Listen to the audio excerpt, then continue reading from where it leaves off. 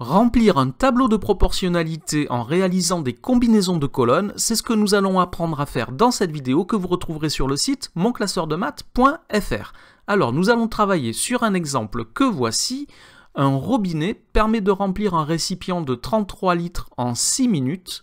En considérant le débit constant, en combien de temps ce robinet remplira un seau de 11 litres? Quel volume d'eau s'écoule de ce robinet en 8 minutes et en 14 minutes? Alors ici, il y a une information qui est très importante dans cette consigne, c'est qu'on considère que le débit est constant.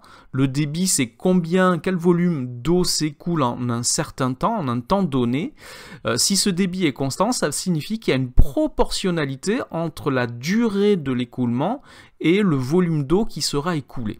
Donc ici, nous avons bien une situation de proportionnalité que je vais donc représenter par un tableau qui va m'aider à faire les calculs et à répondre aux questions.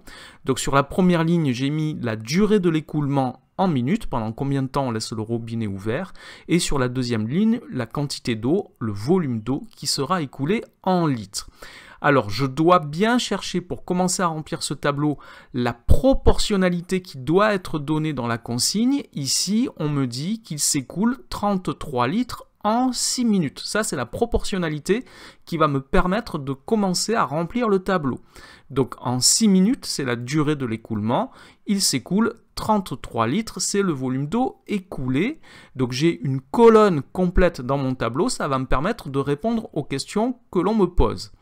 Alors la première question c'est combien de temps pour remplir un seau de 11 litres? Donc 11 litres c'est le volume d'eau qui se sera écoulé, je le mets sur la deuxième ligne. Ensuite on me demande quel volume d'eau s'écoule en 8 minutes. Donc 8 minutes c'est la durée, c'est sur la première ligne. Et en 14 minutes c'est la durée, c'est sur la première ligne également. Alors, j'ai déjà montré dans la vidéo qui explique ce qu'est un tableau de proportionnalité, j'ai déjà expliqué qu'on peut multiplier ou diviser les valeurs d'une colonne par un même nombre non nul pour obtenir une nouvelle colonne. Ici, par exemple, je vois que 11 minutes, c'est 3 fois moins que 33 minutes. Je peux donc diviser les nombres de la première colonne pour obtenir la deuxième colonne. Alors, 33 divisé par 3, ça fait bien 11. 6 divisé par 3, cela fait 2. Donc si j'ai 3 fois moins de volume d'eau écoulé, ça signifie que l'écoulement a duré 3 fois moins longtemps. Donc si je divise 33 par 11, je dois diviser aussi... si je divise 33 par 3, je dois diviser 6 par 3 également. Maintenant, je cherche le volume d'eau écoulé en 8 minutes.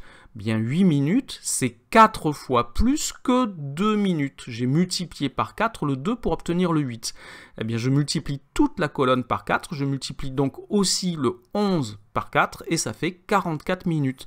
Si le robinet reste ouvert 4 fois plus longtemps, il va couler 4 fois plus d'eau. Alors, à ce point de l'exercice, n'oubliez pas qu'il est important de montrer les calculs. Donc, vous positionnez les flèches comme je l'ai fait avec les opérations que vous faites et c'est pas la peine de les mettre en haut et en bas, vous les mettez soit en haut soit en bas. On sait qu'on travaille sur la colonne entière, pas juste sur le nombre qui est placé en bas ou en haut de la colonne. Alors il y avait une autre façon et c'est ça que nous allons apprendre dans cette vidéo, il y a une autre façon de trouver le 8. Le 8 c'est aussi la somme du 6 et du 2 des deux premières colonnes. 8 minutes c'est bien 6 minutes plus 2 minutes. Faire couler un robinet pendant 8 minutes, c'est comme si on le faisait couler pendant 6 minutes et encore 2 minutes de plus. Donc on peut ici trouver le 8 en additionnant le 6 et le 2. Et je viens de dire qu'on travaille sur les colonnes entières, on ne travaille pas juste sur les nombres qui sont en haut ou en bas. Donc ça veut dire qu'on peut trouver 44 en additionnant 33 et 11. On dit qu'on a une combinaison des colonnes ici, on peut donc combiner deux colonnes pour en obtenir une nouvelle. Alors combiner, ça peut être additionner, mais ça peut être aussi soustraire. Si j'avais eu, là, par exemple, la première et la troisième colonne, avec le 6 et le 8, je pouvais obtenir le 2 en soustrayant 6 à 8, en retranchant 6 à 8. Donc ici, on a une autre méthode qui nous permet de trouver des colonnes pour faire nos calculs. Alors si je regarde maintenant la dernière colonne, Le 14, je peux dire que 14 c'est 7 fois plus que 2. Donc je peux multiplier 2 par 7, pardon, ce qui me fait 14. Et je multiplie également 11 par 7, ce qui fait 77. Mais j'aurais pu obtenir le 14 en additionnant le 6 de la première colonne et le 8 de la troisième colonne. 6 plus 8, ça fait 14. Et il se trouve que 33 plus 44, ça fait aussi 77. Donc ici, plusieurs méthodes pour remplir un tableau de proportionnalité. Il y a encore d'autres méthodes que j'expliquerai dans d'autres vidéos. Quand on a fini de remplir le tableau, on n'oublie pas de rédiger les réponses aux questions qui nous sont posées.